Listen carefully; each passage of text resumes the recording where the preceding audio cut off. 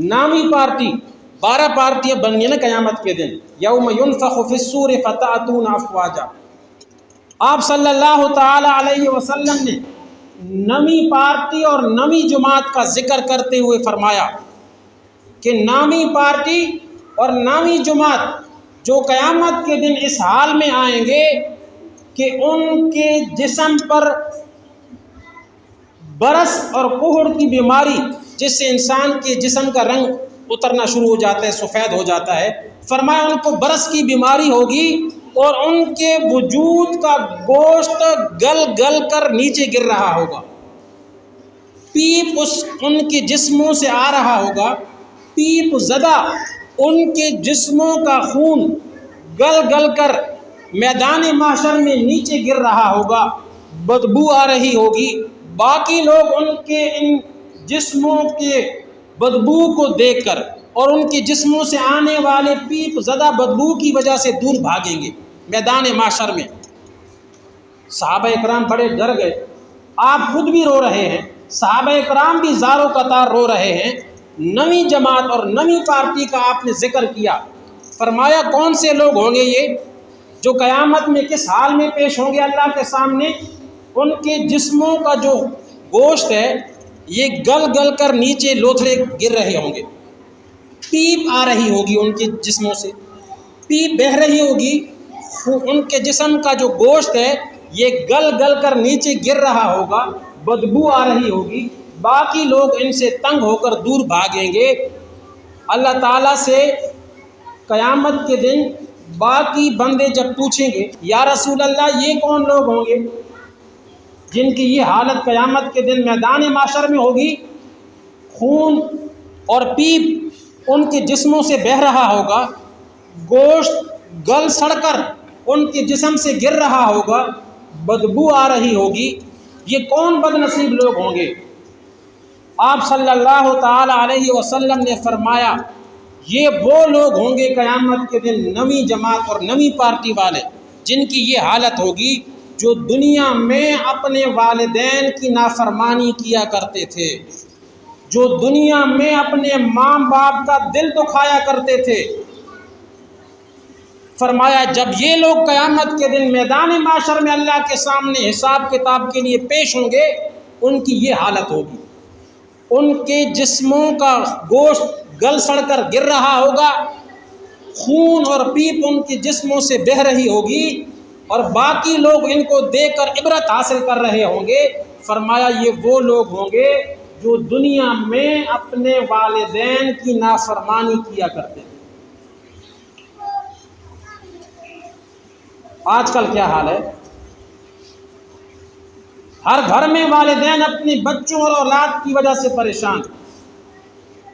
जब छोटे होते हैं तो वालिदैन अपना तन मन धन हर चीज़ अपने बच्चों की परवरिश के लिए और अपने बच्चों की खुशियों के लिए अपनी जवानियां ज़ाया कर देते हैं।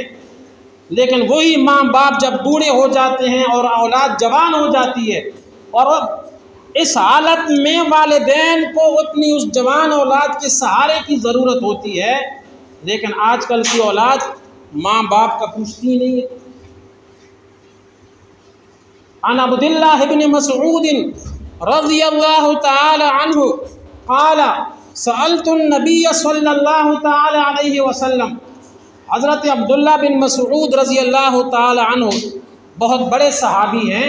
वो फरमाते हैं मैंने आप सल्लल्लाहु ताला अलैहि वसल्लम से पूछा अय्युल अमाल अहब्बु इलल्लाह, ए अल्लाह के रसूल जितने भी आमाल हैं, नमाज रोज़ा हज ज़कात बाकी सदका खैरात वग़ैरह, अहब्बुल आमाल इलल्लाह, अल्लाह के नज़दीक सबसे पसंदीदा अमल कौन सा है। अब्दुल्ला बिन मसऊद फरमाते हैं मैंने आप सल्लल्लाहु ताला अलैहि वसल्लम से पूछा या रसूल अल्लाह अहब्बुल आमाल इलल्लाह, कौन सा अमल सबसे ज़्यादा प्यारा और महबूब है अल्लाह के नज़दीक। आपने फरमाया अस्सलातु अला वक्तिहा, सबसे महबूब अमल सबसे प्यारा अमल अल्लाह के नज़दीक ये है कि फ़र्ज़ नमाज को अपने वक़्त पर पढ़ना, फ़र्ज़ नमाज को अपने वक़्त पर अदा करना। फजर की नमाज है तो उसको अपने वक़्त पे अदा करना, कज़ा न करना। ज़ोहर की नमाज को अपने वक़्त पर, इसी तरह पाँचों फ़र्ज़ों नमाज़ों को अपने वक़्त पर अदा करना यह अल्लाह के नज़दीक सबसे पसंदीदा अमल है। अब्दुल्ला बिन मसूद फरमाते हैं, मैंने दूसरा सवाल किया, सुम्मा मन, ए अल्लाह के रसूल, इसके बाद कौन सा अमल अल्लाह को सबसे प्यारा और महबूब है? पहला तो कौन सा हो गया? नमाज को वक़्त पर अदा करना। आपने फरमाया, अब्दुल्ला बिन मसूद फरमाते हैं, मैंने अपने सवाल को बढ़ाया और ये सवाल का सिलसिला जारी रखा और मैंने दूसरा सवाल फिर आपसे पूछा, सुम्मा मन या रसूल अल्लाह, ए अल्लाह के रसूल, इसके बाद कौन सा अमल अल्लाह को सबसे प्यारा है? आपने फरमाया, बिर्रुल वालिदैन, अपने वालिदैन से हुस्न सलूक करना, अपने वालिदैन की फरमाबरदारी करना। अब्दुल्ला बिन मसूद फरमाते हैं, फिर मैंने सवाल के सिलसिले को जारी रखा और मैंने पूछा, या रसूल अल्लाह, सुम्मा मन, इसके बाद कौन सा अमल अल्लाह को सबसे प्यारा और महबूब है? आप सल्लल्लाहु ताला अलैहि वसल्लम ने फरमाया, अल जिहाद फ़ी सबीलिल्लाह, अल्लाह के रास्ते में जिहाद करना। तो वालिदैन की खिदमत करने को अल्लाह के रसूल सल्लल्लाहु ताला अलैहि वसल्लम ने जिहाद से भी बड़ा सवाब का काम करार दिया। आप सल्लल्लाहु ताला अलैहि वसल्लम के पास एक आदमी आया और वो आकर अर्ज़ करने लगा, ए अल्लाह के रसूल, मैं आपकी खिदमत में आया हूँ और मैं जिहाद करने के लिए जाना चाहता हूँ। और मैं जब घर से निकला तो मेरे बूढ़े माँ बाप रो रहे थे और मुझे मना कर रहे थे कि बेटा ना जाओ, हम बूढ़े हैं, हमें आपकी ज़रूरत है। आपने फरमाया, अपने वालिदैन को रोता हुआ छोड़कर आए हो घर। वो आदमी कहने लगा, जी या रसूल अल्लाह, मेरे वालिदैन रो रहे थे। तो आपने फरमाया, उनको रोता हुआ क्यों छोड़कर आए? वो आदमी अर्ज़ करने लगा, अल्लाह के रसूल, जिहाद का ऐलान हो चुका है और मेरा ये शौक़ है, ना कोई मेरी रिया है मेरे अंदर, ना कोई दिखलावा है और ना कोई और दुनियावी लालच है, मुझे शहादत की तमन्ना है। मैं चाहता हूँ कि अल्लाह के रास्ते में जिहाद करता हुआ शहीद हो जाऊँ, इसलिए मैं अल्लाह के रास्ते में जिहाद करने के लिए जाना चाहता हूँ। आपने फरमाया, इर्जे, वापस चला जा अपने घर। उस बंदे को आप सल्लल्लाहु ताला अलैहि वसल्लम ने फरमाया, इर्जे, अपने घर वापस चला जा, हम तुम्हें अपने साथ मैदान जिहाद में लेकर नहीं जाना चाहते। इर्जे, आगे आपने फरमाया, फ़अज़ हैतुकुमा कमा अबकैतुकुमा, आपने फरमाया, जिस तरह अपने वालिदैन को रोता हुआ छोड़कर आया है, वापस अपने घर जा और अपने वालिदैन को हंसा। तेरा अपने वालिदैन को खुश करना और हंसाना ये जिहाद से भी बड़ा सवाब है। वालिदैन का हक बहुत ज़्यादा है। दुनिया में अगर कोई आदमी चाहे कि मैं अपने वालिदैन का हक अदा कर लूँ, कभी भी नहीं हो सकता। एक और आदमी आप सल्लल्लाहु ताला अलैहि वसल्लम के पास आया और वो आदमी आकर अर्ज़ करने लगा, अल्लाह के रसूल, जिहाद का ऐलान हो चुका था, आपने किसी ग़ज़वे में जाना था, तो उस वक़्त जब जिहाद के लिए जाना होता तो आप सल्लल्लाहु ताला अलैहि वसल्लम किसी सहाबी की ड्यूटी लगाते, वो जगह जगह बाज़ार में जाकर ऐलान करता कि जिहाद के लिए निकलो।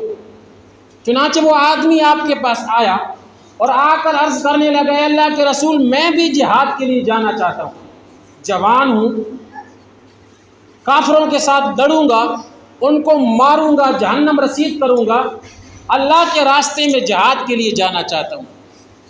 अब आप सल्लल्लाहु ताला अलैहि वसल्लम और बाकी साहबा बिल्कुल जिहाद की तैयारी कर चुके थे, निकल रहे थे। तो इतने में वो आदमी आ गया और उसने कहा कि मैं भी जाना चाहता हूँ जिहाद में। आपने फरमाया, तेरे माँ बाप ज़िंदा हैं? वो कहने लगा, जी या रसूल अल्लाह, मेरे माँ बाप दोनों ज़िंदा हैं। अब सुनिए आप सल्लल्लाहु ताला अलैहि वसल्लम का जवाब। जिहाद भी कोई छोटा अमल नहीं है। आपने हदीस में फरमाया, अल्लाह के रास्ते में जो आदमी जिहाद करता हुआ शहीद हो जाता है और शहीद के जिस्म से अभी तक खून का एक कतरा ज़मीन पर नहीं गिरता कि उससे पहले अल्लाह ताला उस शहीद के सारे गुनाह मुआफ़ कर देते हैं। लेकिन जब वो आदमी जिहाद की तमन्ना और ख्वाहिश लेकर आया और कहने लगा, मैं भी या रसूल अल्लाह जिहाद में जाना चाहता हूँ, आपने फरमाया तेरे वालिदैन ज़िंदा हैं? वो कहने लगा जी या रसूल अल्लाह मेरे माँ बाप दोनों ज़िंदा हैं। आपने फरमाया फ़फ़ीहिमा फ़जाहिद, फ़फ़ीहिमा फ़जाहिद, जा अपने वालिदैन की खिदमत कर, ये तेरे लिए जिहाद से भी बड़ा सवाब लिखा जाएगा। फ़फ़ीहिमा फ़जाहिद, अपने वालिदैन में रह कर जिहाद कर, यानी उनकी खिदमत कर, तुझे जिहाद से भी ज़्यादा सवाब मिलेगा। एक आदमी अब्दुल्ला बिन उमर, जो हज़रत उमर फ़ारूक रज़ी अल्लाह ताला अन्हु के बेटे हैं, अब्दुल्ला बिन उमर, ये हज कर रहे थे खाना काबा में। तो इनके सामने एक आदमी जवान, कड़ियल जवान बिल्कुल, उसने अपने कंधों पर एक बूढ़ी औरत को उठा के खाना काबा का तवाफ़ करवा रहा था, 7 चक्कर लगवा रहा था। जब 7 चक्कर वो लगवा चुका, अपने कंधों पर उस बूढ़ी अम्मा को बिठाकर, तो वो अब्दुल्ला बिन उमर को जब उस आदमी ने देखा तो वो अब्दुल्ला बिन उमर के करीब आ गया और पूछने लगा कि अब्दुल्ला बिन उमर, मैं आपसे एक सवाल पूछना चाहता हूँ। अब्दुल्ला बिन उमर ने फरमाया पूछो। वो कहने लगा कि ये मेरे कंधों पर जो औरत बूढ़ी सवार है, ये मेरी माँ है, ये मेरी वालदा है, इंतहाई कमज़ोर और ज़ईफ़ हो चुकी है, अपने पाँव पर चलकर बैतुल्ला का तवाफ़ नहीं कर सकती, इसलिए मैंने इसको अपने कंधों पर बिठाकर बैतुल्ला का तवाफ़ करवाया और 7 चक्कर लगवाए। पूछना मैं ये चाहता हूँ, ए अब्दुल्ला बिन उमर, मुझे बताइए, क्या मैंने अपनी बूढ़ी वालिदा को अपने कंधों पर बिठाकर खाना काबा के 7 चक्कर लगवाकर अपनी खिदमत का हक अदा कर दिया? मैंने अपनी वालदा को 7 चक्कर लगवा कर क्या मैंने वालदा की खिदमत का हक अदा कर दिया? अब्दुल्ला बिन उमर का जवाब सुनिए। अब्दुल्ला बिन उमर रज़ी अल्लाह ताला अन्हु फरमाते हैं उस आदमी से, ए सवाल करने वाले, तू तो ये कह रहा है कि 7 चक्कर बैतुल्ला के लगवा कर माँ की खिदमत का हक तूने अदा कर दिया। फरमाया अगर क़यामत की सुबह तक अपनी बूढ़ी वालदा को कंधों पर बिठाकर काबा के गिर्द चक्कर लगवाता रहे क़यामत की सुबह तक, फिर भी माँ की खिदमत का हक अदा नहीं कर सकता। आज हम कहाँ जा रहे हैं? माँ ज़रा सी बात करती है, बच्चे को पसंद नहीं आती, आगे से माँ के साथ गालियाँ शुरू कर देता। क्या क्या नहीं हो रहा वालिदैन के साथ। हज़रत उमर फ़ारूक रज़ी अल्लाह ताला अन्हु आखिरी बात करके ख़त्म करते हैं। उवैस करनी का नाम तो आपने सुना होगा, बड़े मशहूर ताबी गुज़रे हैं उवैस करनी रहमतुल्लाह ताला अलैह। ये आप सल्लल्लाहु ताला अलैहि वसल्लम के दौर में थे, यमन के इलाके में रहते थे। उवैस करनी, इनकी एक बूढ़ी वालदा थी, बहुत बूढ़ी थी, ये उसकी खिदमत किया करते थे अपनी वालदा की, लेकिन इनको सहाबी होने का शरफ हासिल नहीं हो सका। इन्होंने एक आदमी को भेजा, यमन से भी काफ़िले आते थे ना मक्का मुकरमा और मदीना मुनव्वरा हज करने के लिए, तो उनमें से एक आदमी को इसने कहा कि जब तू वहाँ जाना ना मदीना में, तो आप सल्लल्लाहु ताला अलैहि वसल्लम को मेरा सलाम देना और मेरा ये पैगाम पहुँचाना कि यमन के इलाके में एक बंदा रहता है जिसका नाम उवैस करनी है, और मुझे उसने ये पैगाम दिया है कि मैं भी आपकी खिदमत में हाजिर होकर सहाबी बनने का शरफ हासिल करना चाहता हूँ,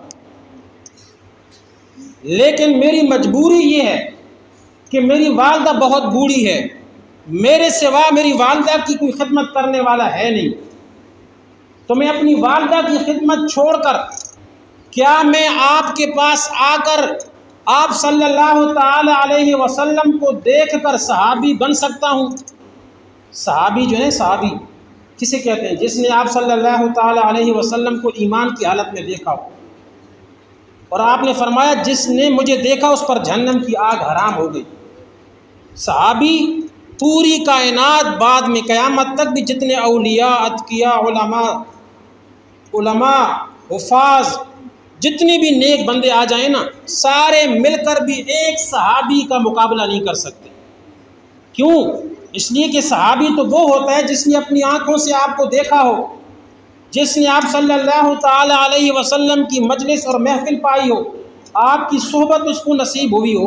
तो बाकी लोग बाद में जितनी भी नेक बन जाएं, वो आंखें वो कहाँ से लाएंगे जिनसे उस सहाबी ने आप सल्लल्लाहु ताला अलैहि वसल्लम को देखा हो। तो उस आदमी ने ये पैगाम दिया, ए अल्लाह के रसूल, यमन के इलाके से मैं आया हूँ, वहाँ एक बंदा रहता है, उवैस उसका नाम है, और उसने मुझे ये कहा है कि मेरा पैगाम आप सल्लल्लाहु ताला अलैहि वसल्लम को देना कि मुझे बड़ा शौक़ है कि मैं भी सहाबी बन जाऊँ। आपको देखकर, आपकी ज़ियारत करके मुझे भी सहाबी बनने का शौक़ है, लेकिन मेरी मजबूरी ये है, मेरी माँ बड़ी बूढ़ी है, मेरे सिवा मेरी माँ की खिदमत करने वाला कोई और नहीं है। क्या मैं अपनी माँ को अकेला छोड़कर आपके पास आ सकता हूँ, सहाबी बनने का शौक़ हासिल कर सकता हूँ? आपने उस आदमी से कहा कि जब वापस जाना, उवैस को मेरा पैगाम देना और उवैस से कहना, माँ की खिदमत का हक सहाबी बनने से ज़्यादा है। तू अपनी माँ की खिदमत करता रहे, तुझे सवाबी बनने का सवाब अल्लाह दे देगा।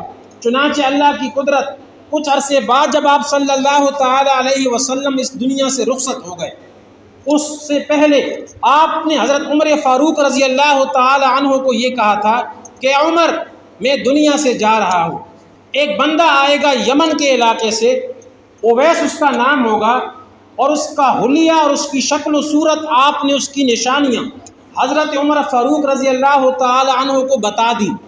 फरमाया कि जब ये आदमी यमन के इलाके से जब भी मक्का मुकरमा हज करने के लिए आए और तेरी उससे मुलाकात हो जाए, तो ए उमर, उस आदमी से अपने हक़ में दुआ करवाने के लिए ज़रूर कहना।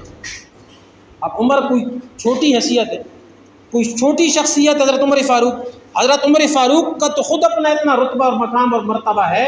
आप सल्लल्लाहु ताला अलैहि वसल्लम फरमाते हैं, जब मैं मेराज वाली रात आसमानों पर गया तो मैंने वहाँ एक बहुत खूबसूरत मकान देखा, बहुत खूबसूरत मकान।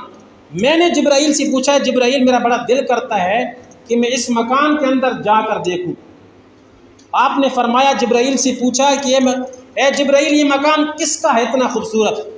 हज़रत जिब्राइल ने फरमाया, ए अल्लाह के रसूल, ये आपके उम्मती हज़रत उमर का मकान है, हज़रत उमर का मकान है ये। आपने फिर फरमाया कि मेरा दिल चाहता है कि मैं इसके अंदर जाकर देखूं। जिब्राइल अलैहिस्सलाम ने फरमाया, अल्लाह के रसूल, हज़रत उमर की गैरत गवारा नहीं करती। बहरहाल अर्ज़ में ये करना चाहता हूँ, आपने हज़रत उमर से कहा कि उमर, उवैस नामी बंदा यमन के इलाके से जब भी मक्का मुकरमा आए और तेरी उससे मुलाकात हो जाए, तो तू उसको अपने लिए दुआ करवाने के लिए ज़रूर कहना।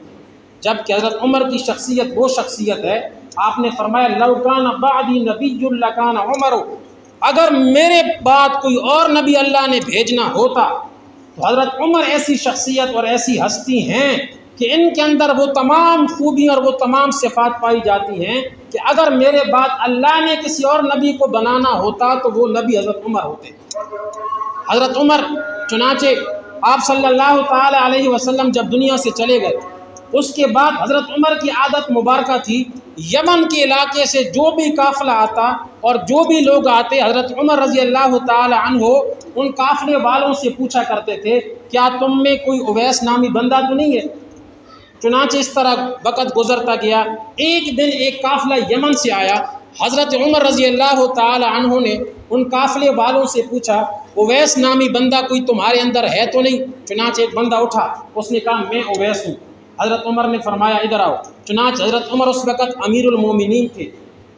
हज़रत उमर ने उससे कहा, तुम वही उवैस हो? चुनांचे वो निशानियाँ जो आप सल्लल्लाहु ताला अलैहि वसल्लम ने हज़रत उमर को बताई थी, हज़रत उमर ने सारी निशानियाँ उसके अंदर पाई कि हज़रत उवैस करनी रहमतुल्लाहि ताला अलैहि जब तक उनकी वालदा ज़िंदा थी तो वो आपका सहाबी बनने का शरफ़ हासिल न कर सके।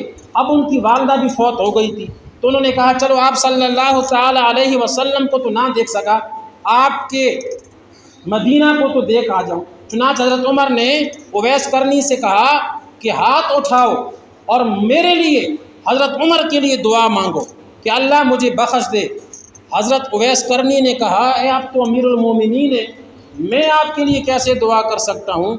हज़रत उमर ने फिर उवैस करनी को आप सल्लल्लाहु ताला अलैहि वसल्लम की वो बात बताई कि ए उवैस, तेरे बारे में आप सल्लल्लाहु ताला अलैहि वसल्लम ने फरमाया था कि जब भी उवैस नामी बंदा यहाँ तुझे मिले तो उमर अपने लिए उनसे दुआ करवाने के लिए ज़रूर कहना। और तूने अपनी माँ की खिदमत करके वो दर्जा हासिल किया है कि जो दूसरों को हासिल ना हो सका। और अल्लाह ताला के पैगंबर ने, आप सल्लल्लाहु ताला अलैहि वसल्लम ने हज़रत उवैस करनी के लिए अपना सहाबी बनने से तो आपने इनकार कर दिया, लेकिन आपने फरमाया कि माँ की खिदमत करता रहे। तो अर्ज़ में ये करना चाहता हूँ, टाइम भी चूँकि पूरा हो चुका है। नमी, आज मैंने 2 जमातों का जिक्र किया।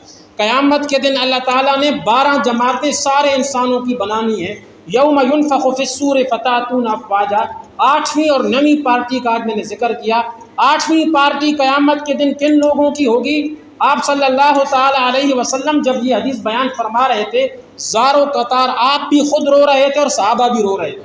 आपने फरमाया 8वीं जमात उन लोगों की होगी जो क़यामत के दिन इस हाल में मैदान माशर में आएंगे कि जब वो कब्रों से उठेंगे उनकी आंखें नीली होंगी, चेहरे काले स्याह होंगे, पेट उनके अंगारों से भरे होंगे और उन अंगारों की वजह से क़यामत के दिन मैदान माशर में वो चीखों पुकार कर रहे होंगे। सहाबा के पूछने पर कि या रसूल अल्लाह, ये बदनसीब लोग कौन होंगे? आपने फरमाया ये वो लोग होंगे जो दुनिया में यतीमों का माल खाया करते थे। इसकी तफसील कर दी है। 9वीं पार्टी और 9वीं जमात क़यामत के दिन आपने फरमाया उन लोगों की होगी जो इस हाल में क़यामत के दिन मैदान माशर में आएंगे कि जब वो कब्रों से उठेंगे उनके जिस्मों से पीप और खून निकल रहा होगा और उनके जिस्मों का गोश्त गल सड़ कर गिर रहा होगा, बदबू आ रही होगी। दूसरे लोग मैदान माशर में इन लोगों के जिस्मों से आने वाली बदबू की वजह से दूर भागेंगे। सहाबा के पूछने पर आपने फरमाया कि जब सहाबा ने पूछा या रसूल अल्लाह, ये बदनसीब लोग कौन होंगे? आपने फरमाया ये वो लोग होंगे जो दुनिया में अपने वालिदैन की नाफरमानी किया करते थे। अल्लाह ताला से दुआ है कि अल्लाह पाक हमें इन बातों पर अमल करने की तौफीक अता फरमाए।